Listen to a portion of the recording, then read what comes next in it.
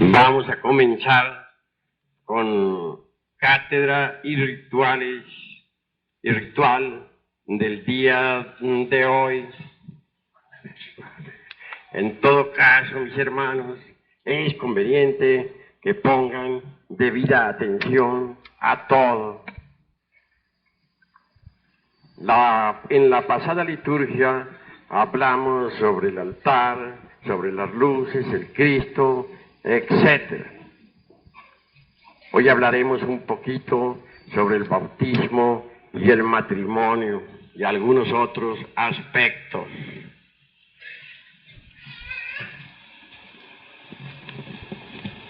Indubitablemente, el bautismo es un pacto de magia sexual. Si el devoto no cumple con tal pacto, obviamente de nada le queda sirviendo el bautismo.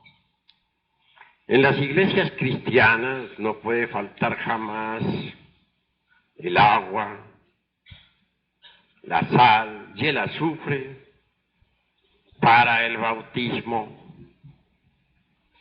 El agua contenida en la pila bautismal simboliza al mercurio de la filosofía secreta, el alma metálica del esperma. El azufre está representado por el fuego de las veladoras, cirios o velas, como se les quiera denominar. Y en cuanto a la sal, ha de ponérsele a la criatura en sus labios y en su lengua. Estas tres sustancias presentes en el bautismo, sal, azufre y mercurio, son profundamente significativas. Sal existe en el esperma sagrado, cuando se logra la transmutación y sublimación del esperma, también se transmuta y sublima la sal. Vosotros sois la sal de la tierra, dice el gran Kabir Jesús.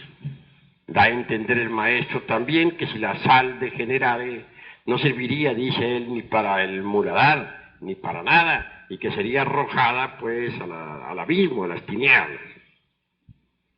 La sal sirve, dijéramos, de base para el azufre y el mercurio. Ellos se combinan y amalgaman dentro de la sal. Pero se necesita que los hermanos vayan puntualizando estas cuestiones. El mercurio, ya les dije, no lo olviden, y se los repito, es el alma metálica de las secreciones sexuales, tanto en el hombre como en la mujer. El azufre es el fuego que tiene que liberarse de sus prisiones para fecundar al mercurio y mezclarse con la sal. Los trabajos de la novena esfera suelen ser muy delicados. Sal, azufre y mercurio juntos constituyen el azoe, o mejor dijéramos, el vitriolo. Visitan interiorem interram rectificatur invenias occultum lapidum. Visita el interior de la tierra, que rectificando hallarás la piedra oculta, es decir, la piedra filosofal. Así que el vitriolo es formidable. Es una mezcla de sal, azufre y mercurio. Estas tres sustancias, como ya dije, están presentes en el bautismo. Pero vean ustedes qué maravillosa relación existe entre el bautismo y el matrimonio. Es formidable en el sentido más completo de la palabra.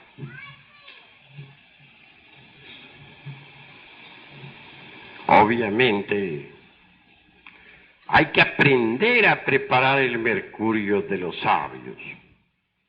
El secreto de la preparación del mercurio nunca fue develado. Ni siquiera Fultanelli lo develó. Pero a ese que está aquí adentro, dentro de esta insignificante persona que nada vale, le ha tocado develar tal secreto. Obviamente que la clave de la preparación del mercurio se encuentra precisamente en un delicado y muy sencillo artificio que ustedes ya conocen. Conexión del lingam, Johnny, sin derramar jamás el vaso de Hermes Trismegisto, el 3 veces grande Dios Ibis de Tot. Este es todo el secretum secretorum que sirve de basamento para la preparación del mercurio de los sabios. Al llegar a esta parte de nuestra plática litúrgica, he de decirles que son muchos los hermanos y hermanas gnósticas que han demorado en la recepción del fuego sagrado. ¿A qué se debe eso?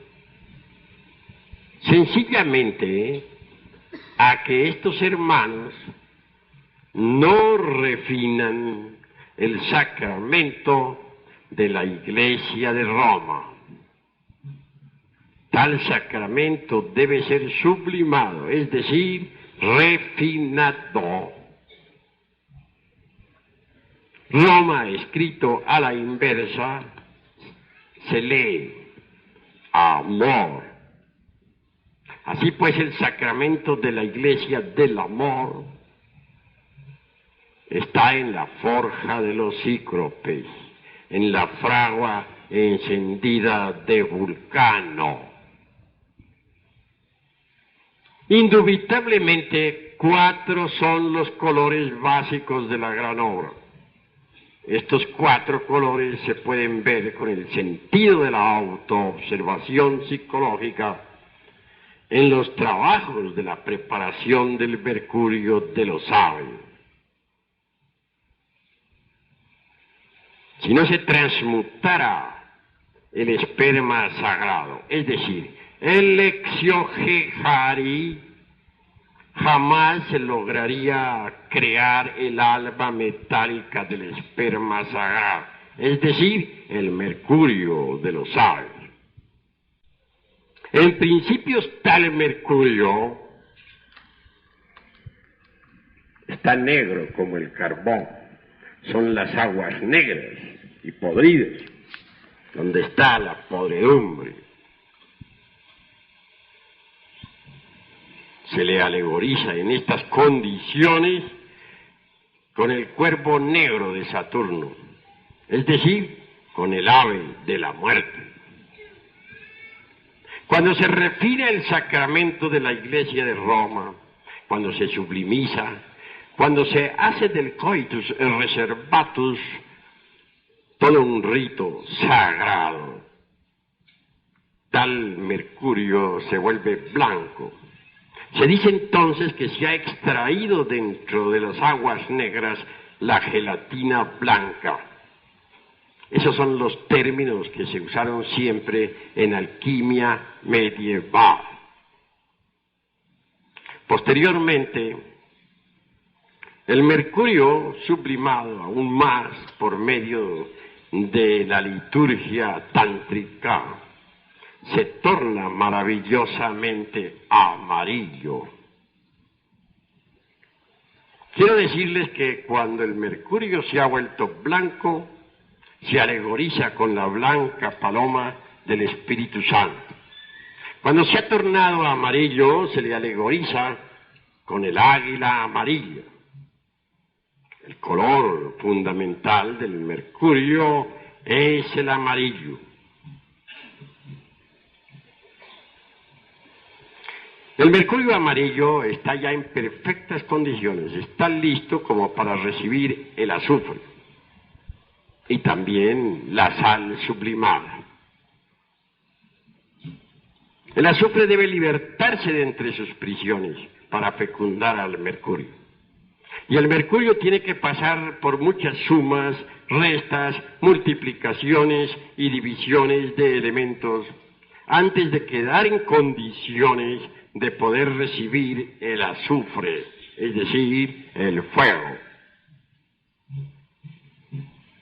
Una vez que el azufre fecunda al mercurio, entonces mezclado con esa sal sublimada, asciende en la forma de vitriolo por el canal medular espinal del iniciado hasta llegar a la parte superior del cerebro.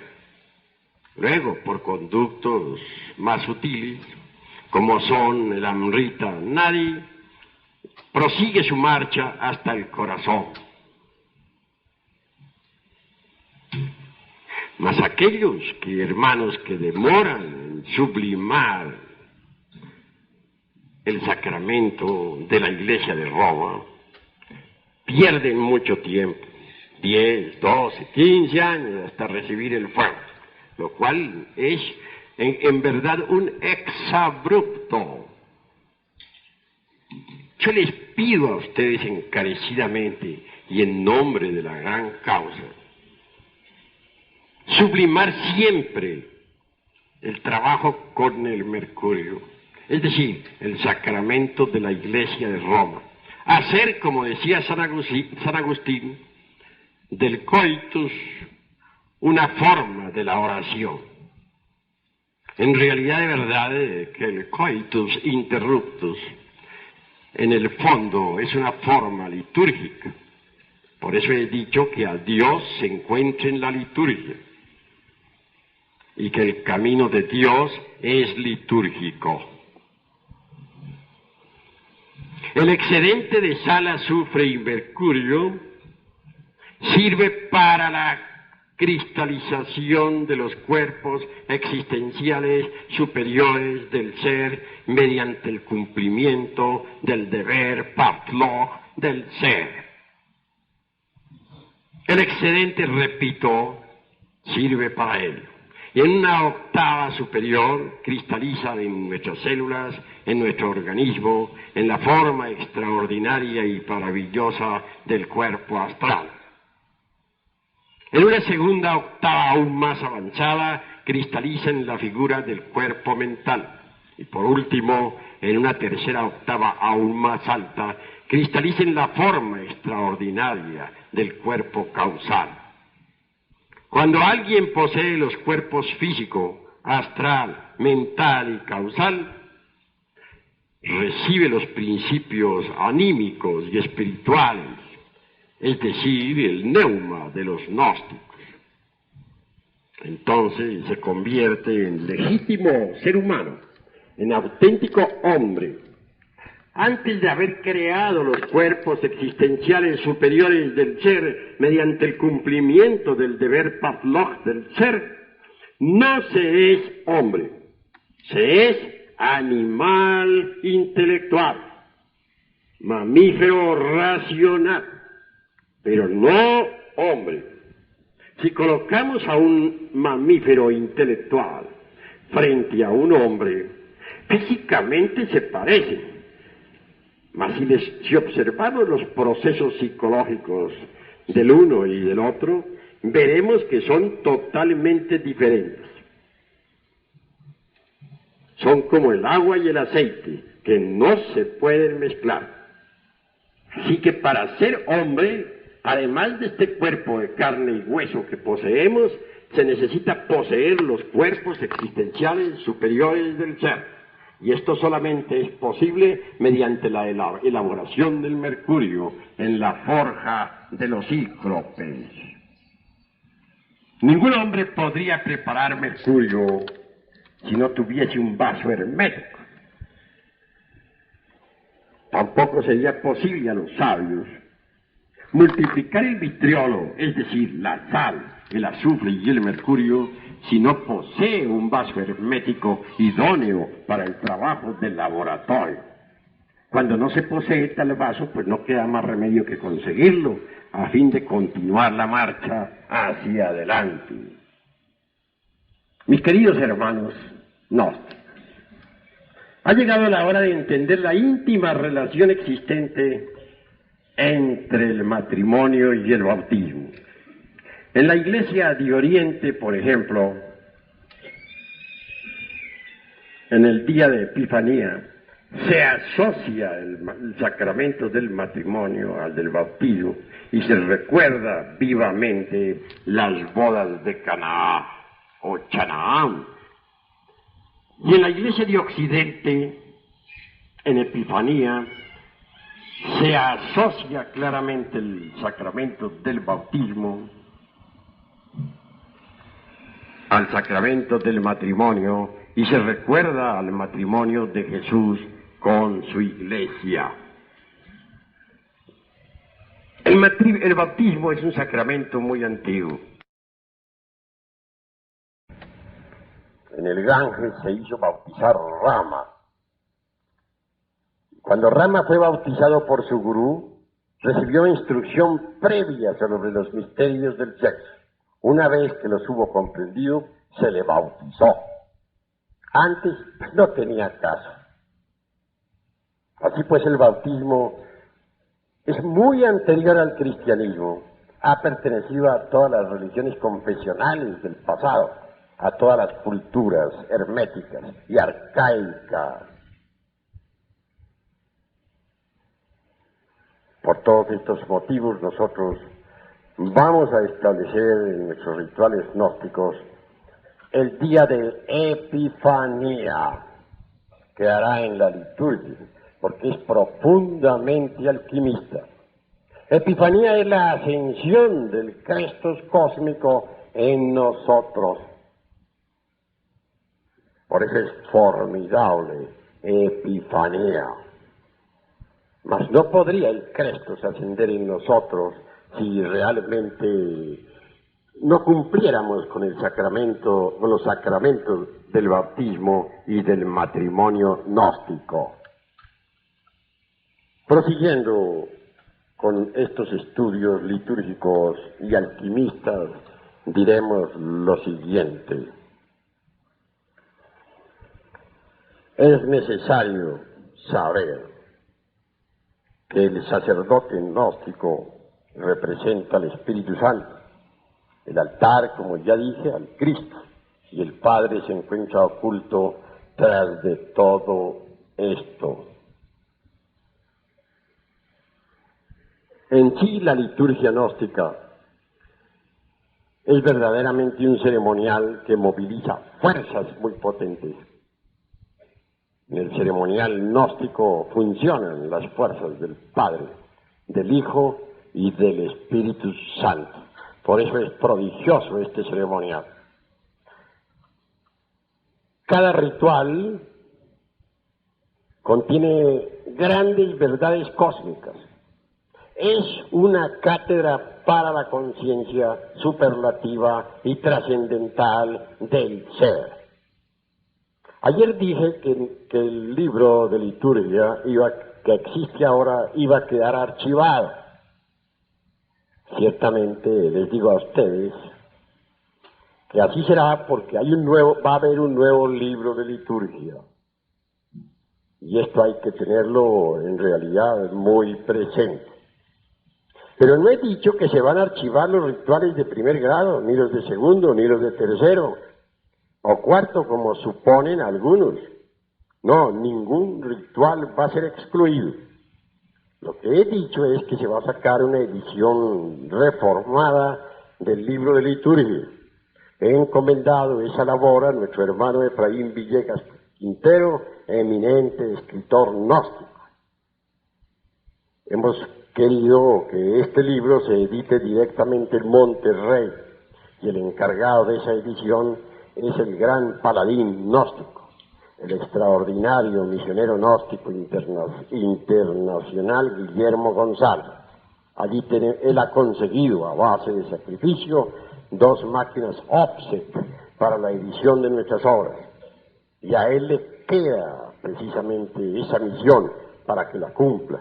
Por eso es que he pedido hoy a los hermanos gnósticos de Monterrey permanecer firmes junto a nuestro hermano Guillermo González, rodearlo y apoyarlo, porque está realizando una gran labor en favor de la humanidad. El hermano Obdulio, que se encuentra también por ahí en Monterrey, le ordeno que se vaya inmediatamente a Mazatlán a cumplir labor. Este es un paréntesis que no debe ser anotado en el texto de liturgia, claro está. Prosigamos ahora con la cuestión esta de litúrgica. La unción gnóstica, por ejemplo, es de una honda significación. El pan representa nada menos que al mercurio de la filosofía secreta. El vino representa el fuego, al azufre. Cuando el sacerdote gnóstico consagra el pan y el vino, transmite a estos elementos físicos los átomos del Cristo cósmico. En esos instantes, mediante la liturgia, se ha abierto un gran canal que viene desde el mundo de Logos hasta el mundo físico. A través de ese canal descienden nada menos que los átomos crísticos de altísimo voltaje. Es obvio que tales átomos entran en el organismo. Es el Cristo entrando en forma atómica dentro del cuerpo humano. Estos átomos quedan en nuestra atmósfera, dispuestos a estimularnos, a ayudarnos en esa lucha terrible que tenemos contra nosotros mismos, aquí y ahora. Los átomos crísticos juegan gran papel, por ello, en la cristificación del ser humano. Todos nosotros, en realidad, de verdad, estamos llenos de múltiples elementos indeseables que cargamos lamentablemente en nuestra psiquis. Somos espantosamente débiles.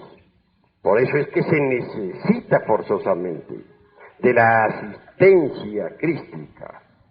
Por eso es que urge asistir a la unción gnóstica y recibir el pan y el vino de la transustanciación. Cuando el sacerdote dice, este acto del cual doy fe simboliza la transustanciación, está hablando una gran verdad.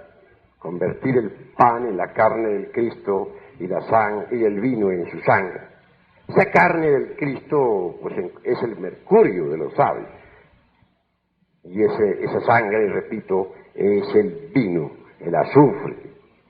La sangre del Cordero inmolado que borra los pecados del mundo es el fuego, es el azufre que arde dentro de las entrañas de la tierra. Cuando nosotros golpeamos una roca con un eslabón, salta el fuego, es decir, el azufre. El Cristo está crucificado en el mundo desde el amanecer de la vida. Él es el fuego. A nosotros nos interesa particularmente la llama de la llama, lo oculto del oculto, la asignatura astral del fuego, el fuego del fuego. Ese fuego místico que las vestales de la antigua Roma cultivaran.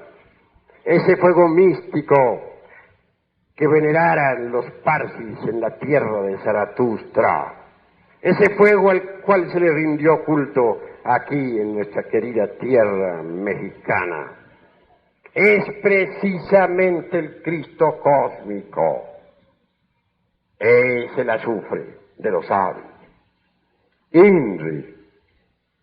Así, mis queridos hermanos, hay que comprender el misterio grandioso de la transustanciación. Hay transustanciación también en el exasohari, es decir, en el esperma sagrado. Cuando éste se transmuta en el alma metálica del mismo, en el mercurio de los sabios, hay transubstanciación. Existe transubstanciación en el fuego. El fuego el azufre debe ser liberado de sus prisiones. Pasa por múltiples transubstanciaciones para mezclarse con el mercurio y con la sal y subir victorioso por la espina dorsal hasta la cabeza y de ahí al corazón. Así que vean ustedes que la unción gnóstica es un misterio de alquimia y así hay que saberlo entender. Queridos hermanos gnósticos, os ruego comprensión. El amor debe reinar dentro de la liturgia y en todas partes. Mas para que reine se necesita eliminar de nuestra naturaleza psicológica el mercurio seco y el azufre arsenicado. El mercurio seco no es otra cosa que esos múltiples agregados psíquicos, viva personificación de nuestros defectos psicológicos que en nuestro interior cargamos.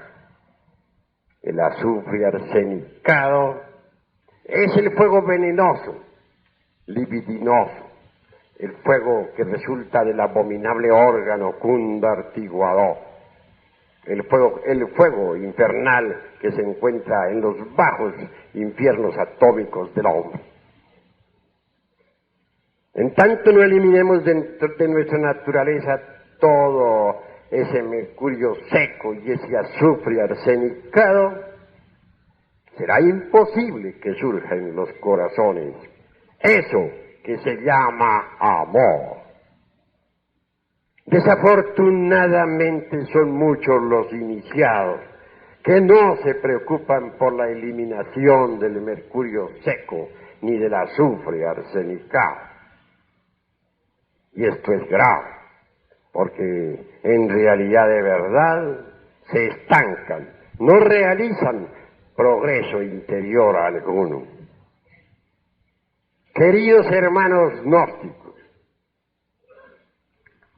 me llueve correspondencia de todos los países del mundo. Desgraciadamente, casi nadie me habla a mí de la disolución del ego. Todos aquellos que me escriben, todos aquellos que escriben a la sede patriarcal, piden que se les cure, piden poderes, piden dinero, piden posiciones sociales, ya dentro del movimiento, ya fuera del movimiento. Mas nadie me pide explicaciones sobre la desintegración del mercurio seco, ni tampoco del azufre arsenicado.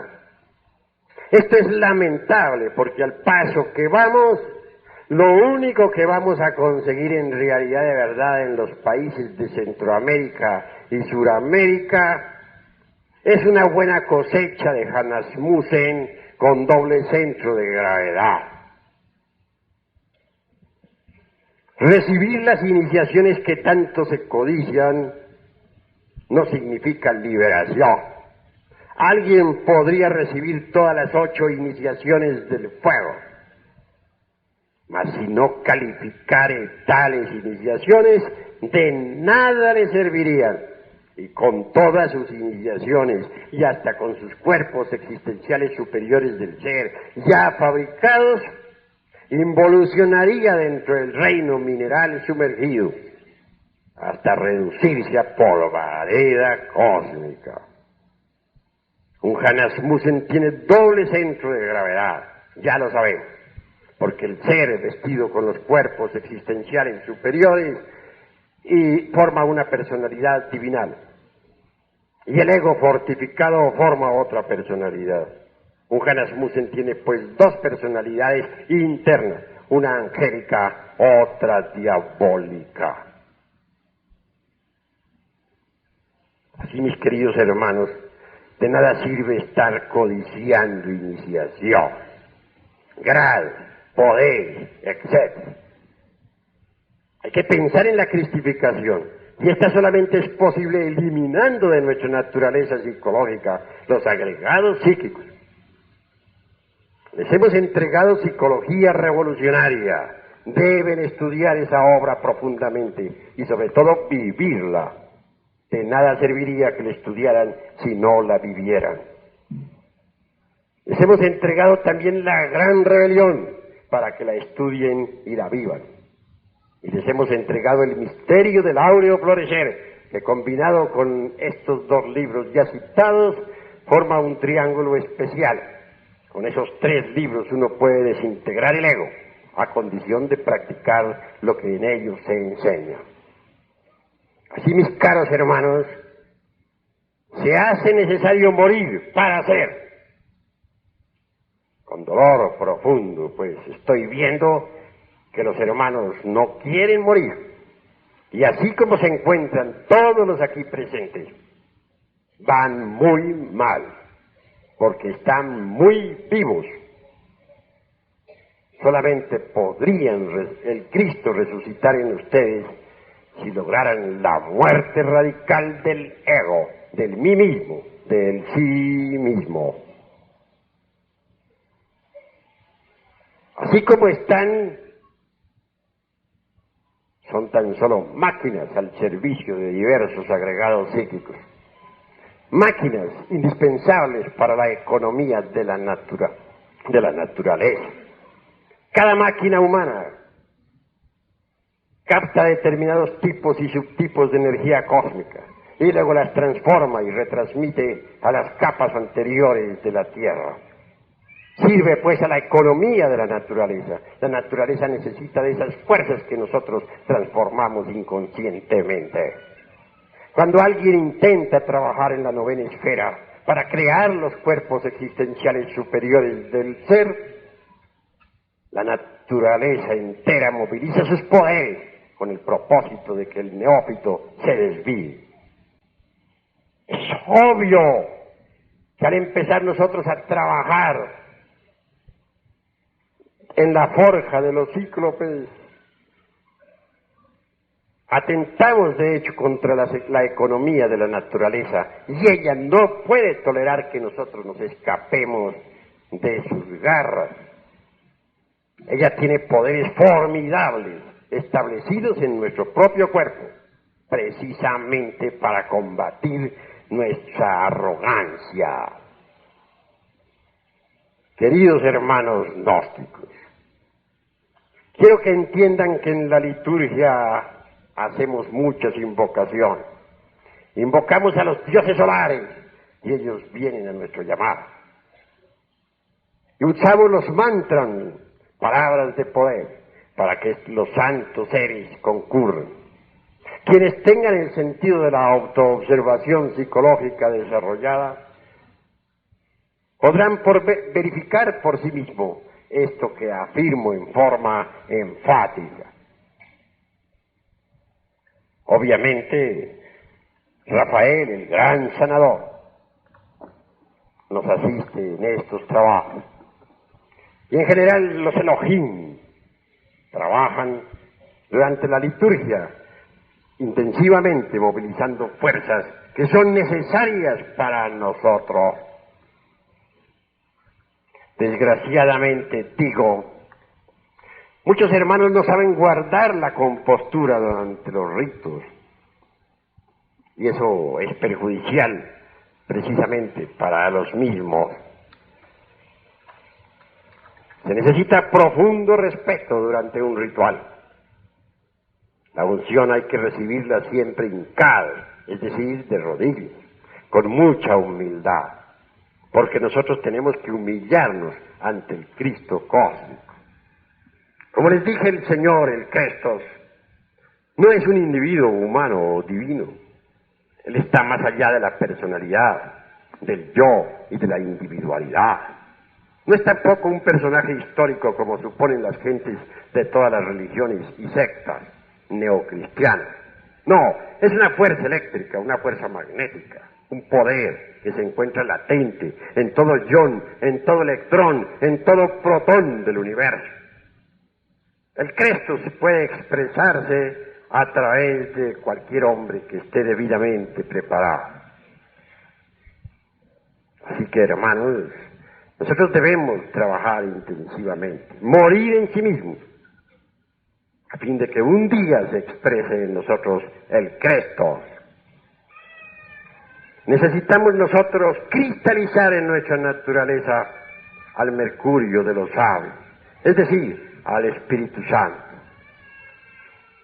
Y esto es posible mediante el trabajo en la forja de los cíclopes. Necesitamos cristalizar en nosotros al Christus cósmico, a los Iris Ra, a Vishnu. Y esto es posible negándonos a sí mismos, desintegrando el ego, aniquilándolo radicalmente.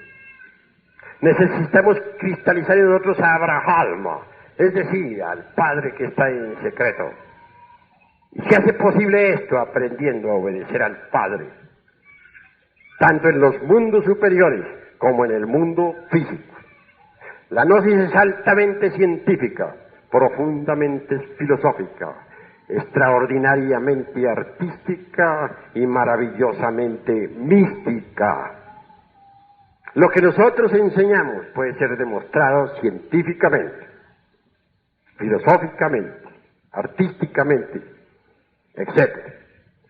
Así que hay que poner atención a estos vastos y profundos estudios.